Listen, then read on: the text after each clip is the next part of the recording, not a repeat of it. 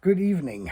So tonight I thought I'm going to give you a sneak preview on my order thing I'm still putting together. This has turned out to be a little bit cumbersome as I have a lot of stuff, as probably most people do. And with H comes CRS, that stands for can't remember exactly. And so it took me a while to find everything. And I did. So I'm just going to show you a couple things here, three things tonight. This is the actual printout of the statues as they were written in 1864. I had someone scan them, and then they emailed me the PDF files over here, and I was able to print this out. And as you can see, let me come a little bit closer. I think this is mirrored, if I'm not mistaken. This is the old German script, and it is written in the old High German, which they used back then, because we have to get now our mind into the time of the year 1701, better the third week of the year 1701. And my grandmother, who was very, very much in love with my grandfather, she taught me how to read Old German. So I can read all of the stuff and understand it. And this is the statues of the order with the amendments we had in 1864. So you can see this here. For instance, this is the pay of what the order officers were paid: the chancellor, the treasurer, the master of ceremonies, and that sort of stuff. This is all outlined in here. So when I make the full video, I will have an edited video where I put these pictures in so you can actually clearly see this on the screen. This is why that took so long. I have to prepare all of the stuff. I have to basically make several videos, edit them, and then put them together into one video. Otherwise, this doesn't make any sense. So we will be talking about the statues. And I had a friend of mine here in the United States, a retired Air Force officer, who translated that into English, and I cannot find the PDF for it because I actually wanted to upload this in English to Dropbox and then put a link in the video so you can download it and actually read the translation from the original 1701 writing in English. And I hope that I'm going to find it. I cannot remember on which USB drive or backup disk I have that on, and eventually I will come across it. He is looking forward too, because we did this like 7-8 years ago, and I hadn't needed it, so I hadn't looked for it, and eventually I will find it. That's the last missing piece here. So we have the statues, and of course we have any order has to have a seal. Otherwise it won't work. And you can see here, this here, the red one, is the seal as it was in 1701. And we had to remake one. We have a office in Germany for the Prussian archives, and I had to send an inquiry there to see if we can get the seal. And they said they couldn't find it. So we had to get one remade. And if you ever had a seal remade, this is a very tricky undertaking. But this is the seal of the order, which I have here. What I do have is the original, what do you call that now? The ink, the seal wax, basically. That's what that is. And this is what that looked like, what they had back then. And you would heat it up, and then it would drip onto the paper. You used it over a candle, something like this, or on a long match. And you drip this onto the paper, and then there it goes. So we have the seal. as the master of the order, we have to seal. And for simplicity reason, because this is kind of cumbersome to work to make these seals, I will put a high resolution picture in there, but you can see the embossment is on there and you can actually read it. I wish the camera would pick this up a little bit better. And then here is the new version of it. And that was a circus too, because the modern equipment we have, this high-flying CNC equipment stuff, cannot properly do these fine resolution things. This is the new seal machine we got here, which I obtained to make correspondence easier. So I just put the paper in there, and then that's it. And then when you're done, you put it back in here. That was the thing here. So we have the seal of the order for the Black Eagle. And I do not know, but I might be the only one who got the actual seal to sign papers on behalf of the order. We also have a chancellor and a treasurer. And to give you an idea, we had basically, just to say that up front, any person could become a member in the Order of the Black Eagle from day one. And it was written in there that the primary entitlement was that you had to have at least 4 generations of family members on the father's and mother's side being of aristocratic descendants. And then there was, that's what the founder did, wrote in there that any person basically erlauchte Personen, and that means any person of moral character who had done something for the state or was deemed to be, in a position to be recognized, could become a member in the order. And that also enabled him and his family to be moved up into aristocratic status, and that was hereditary. So once a person became who was not a member of the aristocracy, could be elevated into the aristocratic status, and then that status would never expire. This is the box I got, and this is from, well, now I gotta think. So this box here was made somewhere in 1869 to 74 or 73. And this was the box my great-grandfather got. As a member of the house, a male member, you were automatically given the cross, the star, and the orange band to put around the neck for the cross at birth. You became a full member of the order at the age of 14, and that's when your military education started, the officer career. So basically for us, this whole thing was like a military career from birth on. And that was how our lives basically were structured until 1918, when this whole thing more or less fell apart. And the age 14 came from the communion. Now, because we had converted from Catholicism to Lutheran, they did the communion, the Holy Communion, at age 14 or 15. It depends on if you were born before July 1st or after July 1st. That kind of would determine that when you can do this. I think something like this. I'm not an expert in this. And what we have in here, I hope that's not all going to fall out because I got to angle this. In this box is the box actually on where you have the, oh yeah, the sash. This is the other thing. You get the sash.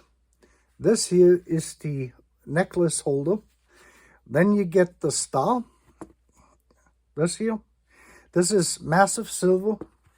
And then you get the cross. This is this here. And the cross is gold with blue enamel filled up and overfilled, actually. This is done by a jeweler. And this is what this looks like. This is the parts to this here. So this is the box you're given by birth as a Hohenzollern. That's how this whole thing starts. And we are expected to serve in the military pretty much until we take our last breath, whether it's on a battlefield or somewhere else. That was basically it. This is no longer the case today, but this is just to give you some ideas here of what we got. So I will go into all these details. And I don't know how much longer I will take, but the day is coming closer. What I would like you to do is, in anticipation of this, is to think for yourself and trying to imagine what it was like in the year 1701.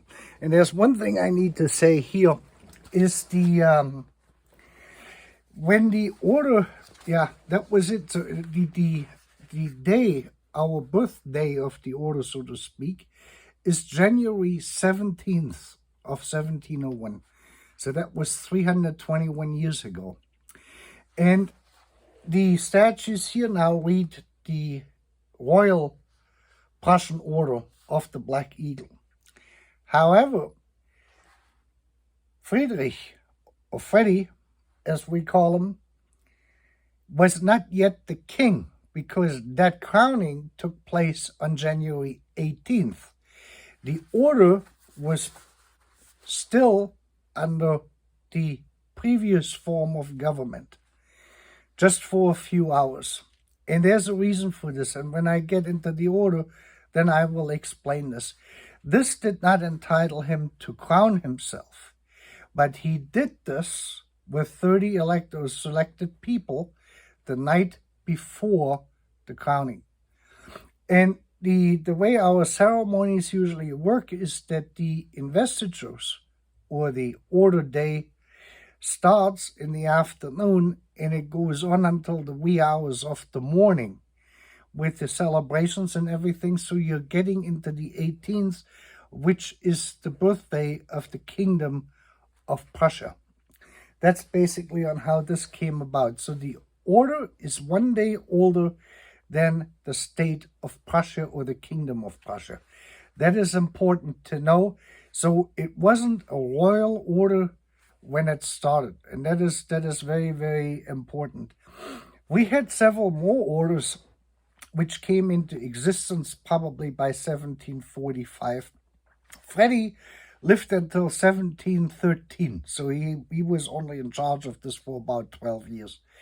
But pretty much the entire, protocol, what we have in here, which is outlined, is pretty much still in place. We haven't really done an official investiture in God knows how long. This must have been 100 years or something ago. And really, it sort of came to an end formally with the end in 1918 that we had the order.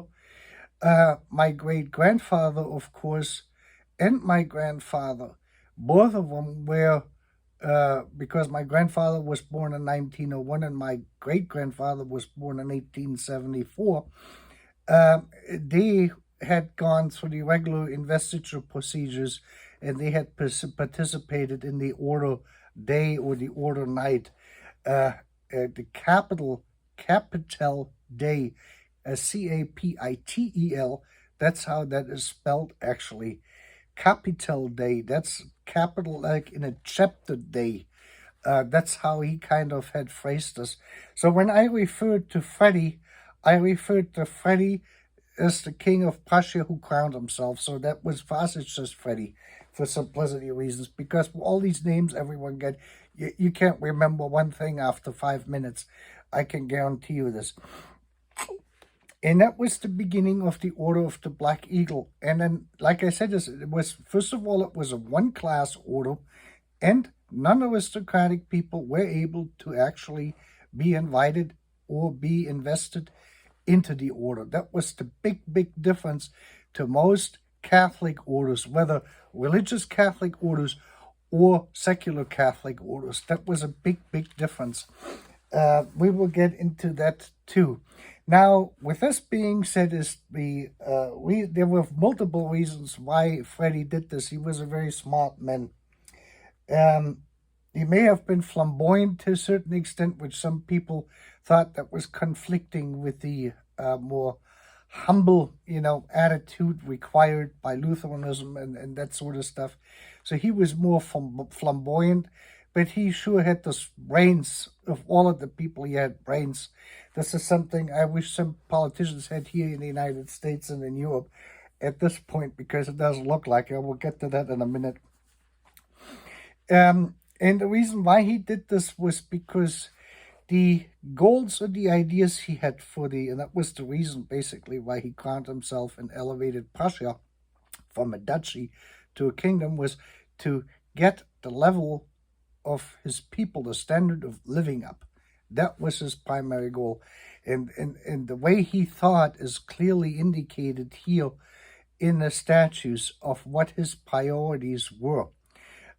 He was as flamboyant he may have looked like it in in these paintings. He looks like this totalitarian ruler kind of, in these utterly expensive clothings and everything else. But the primary thing is the religious. He was a very religious person, I can tell you that, because there's a lot of this stuff in here. And his primary concern was widows and orphans, people who were disadvantaged. And that is written in here because it is part of the preamble of the order of what we have to watch out for. And this is something what most people or historians like to neglect, and the socialist left like to neglect that more than anything. But anyway, this was it. And the reason what they were looking at was famines, a lot of it. This was before the potato came about in Prussia. That didn't happen until almost 100 years later or 90 years later with Frederick the Great. That he brought the potato in and they started to plant potatoes as a sustenance and education. Because until this point, only the rich people who could afford homeschooling had their children educated.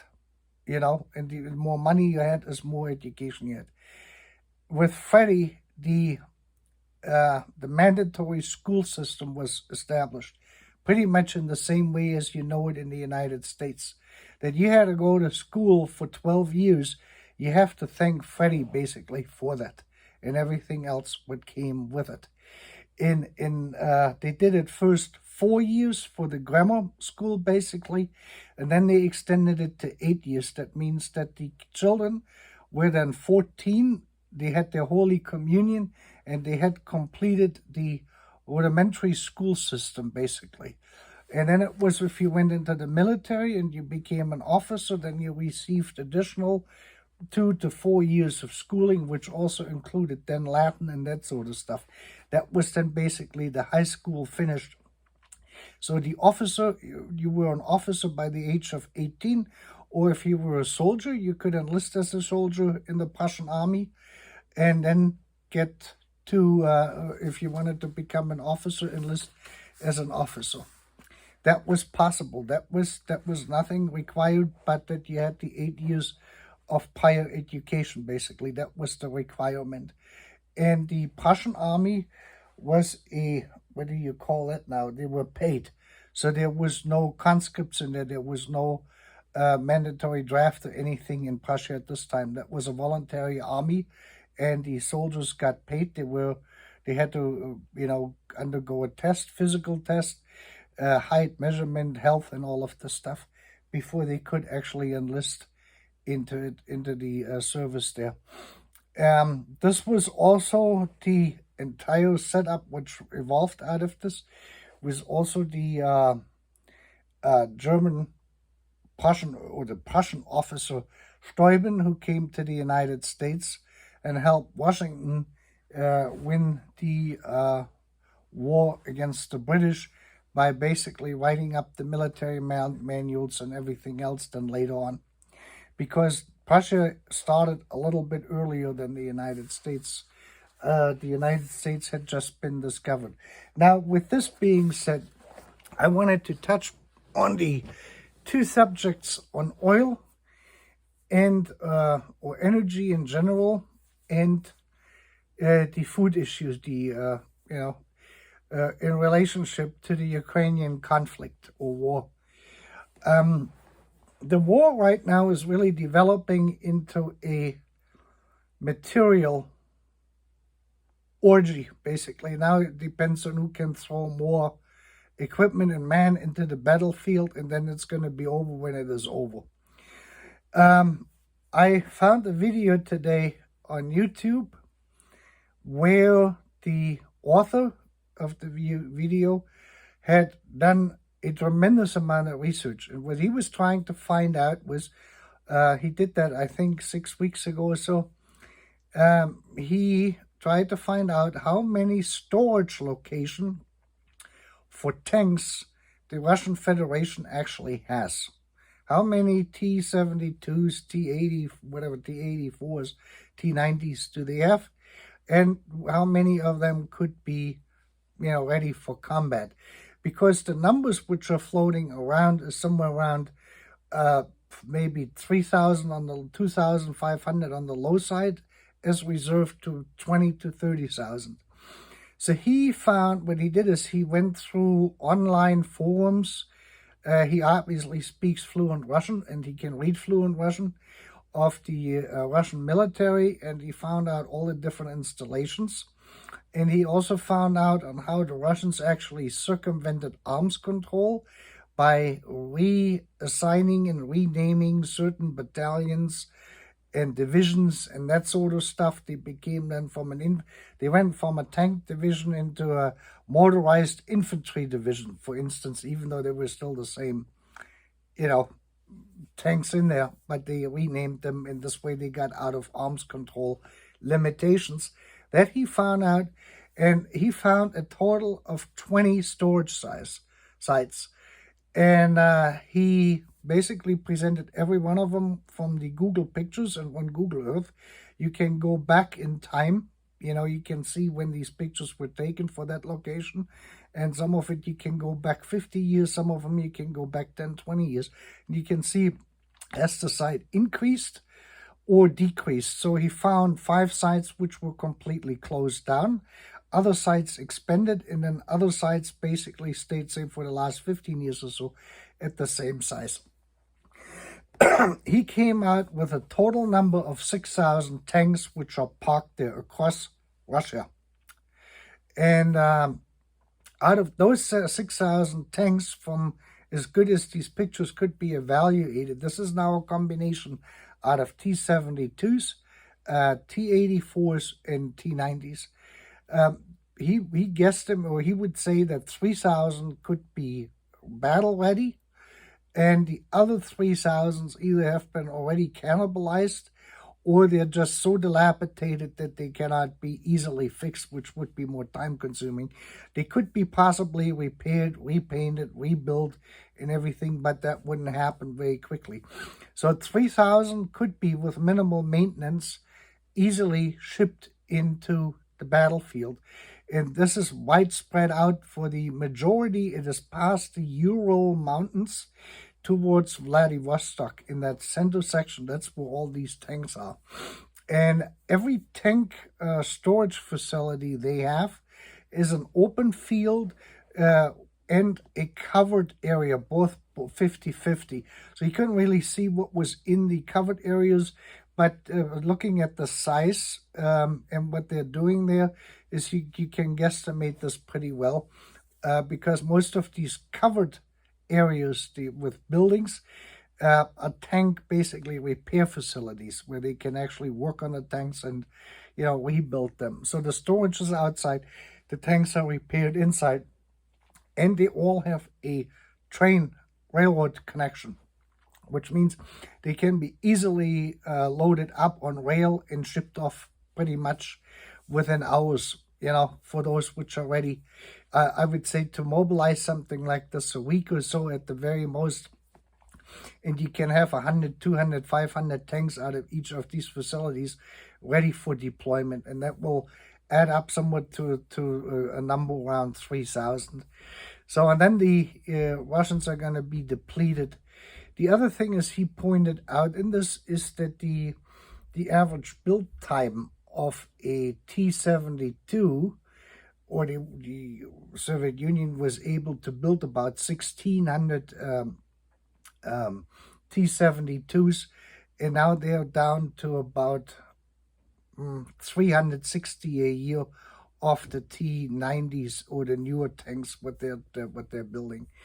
So this is something, there's going to be limitations everywhere in terms of new tanks coming on and how fast they can be built and distributed into the battlefield. So everyone is looking now of what they have in storage and what they can mobilize and what is, and what shape they're in and this sort of stuff. This is probably the case for every armed forces right now on the planet here. So whoever's the winner in this is going to be who's going to win the material superiority in this.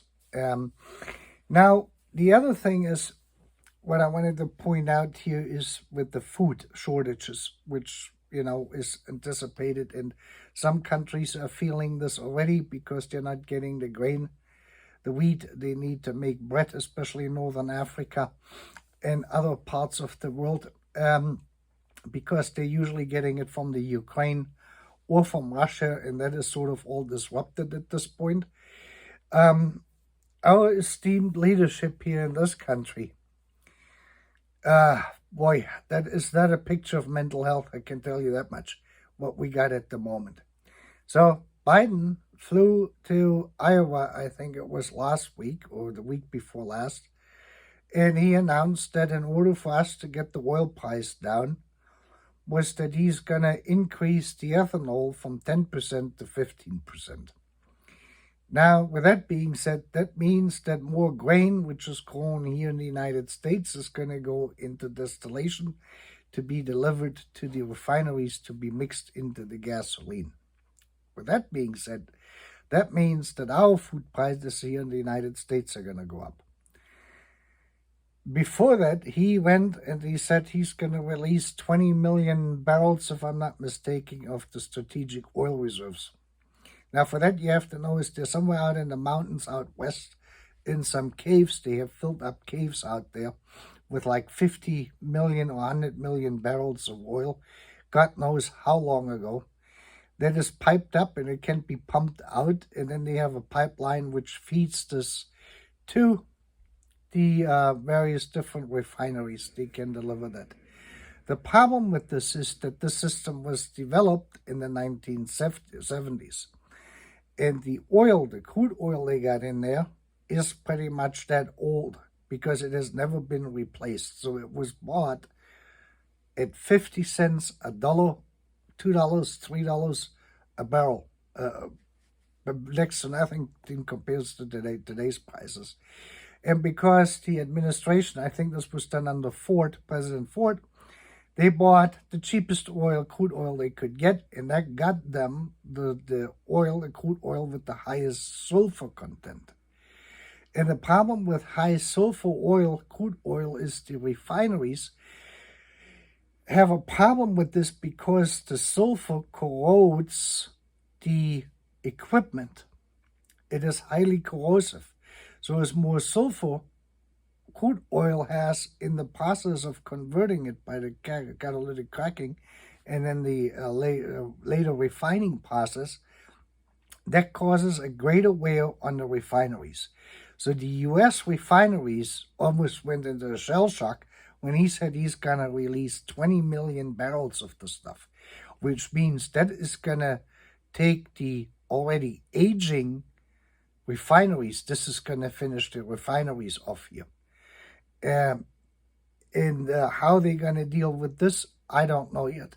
This is one of the reasons why our oil price is higher, is because the U.S. refiners are trying to buy the crude oil with the least amount of sulfur in it. Logically, if you have a 30, 50-year-old refinery, you don't want to expose that refinery, that equipment, to any more sulfur than absolutely necessary. And they don't want to build anything new, or they have been hesitant to do capital expenditures on this stuff. So instead of, for Biden, of saying this is how brilliant our esteemed leadership is, instead of saying, well, we're going to drill more oil, we're going to find the oil the refineries actually want and can use without damaging their equipment, their distilleries. And on the same level, we're going to reduce the ethanol in our oil, in our gasoline products, because if we were to go instead of from 10% ethanol to 5% or 2% ethanol, that would supply 40% or 60% of the grain needed worldwide to make up for the losses we have right now of grain and wheat from Ukraine and Russia. And it would basically eliminate or greatly reduce the impending famine we're going to have in quite a few countries. But our leadership, for whatever reason, cannot think that far. It just doesn't. I think that it is like the lights are on, but no one is home. They're 50 miles out to sea, but the boat hasn't left the harbor yet. That is probably the best way of explaining this. And you wonder on how these people can make policies. There's better ways to do it. Logic does not seem to fit into their equation of this entire, bunch of people what we got running this country at this point. There doesn't seem to be any light on the horizon in this. Now, on the other hand, as with Trump, I'm not so quite sure. I was a Trump supporter, and in the end, the way he's conducting things right now is not. I'm not quite in tune with this.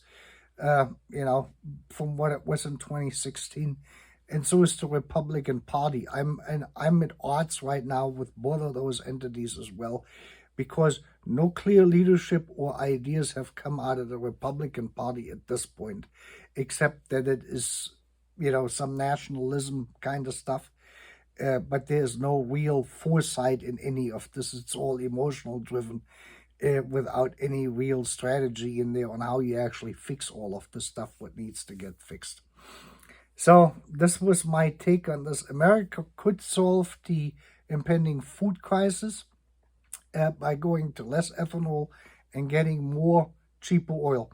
The other thing is what I wanted to point out, and this is when Biden announced his plan was to reduce the oil price.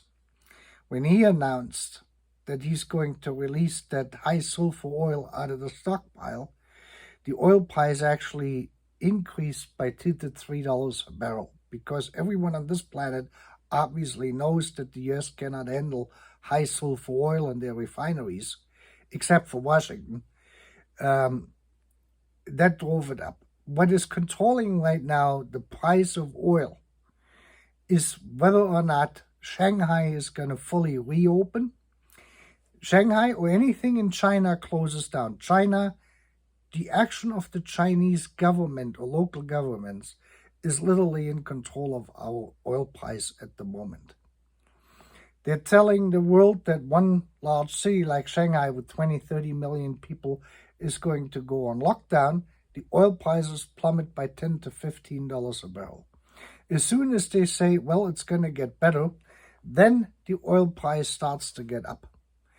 Even when now it was announced that the Europeans are not going to buy any more oil from the Russians, that has increased the oil price only by $2 or $3 a barrel.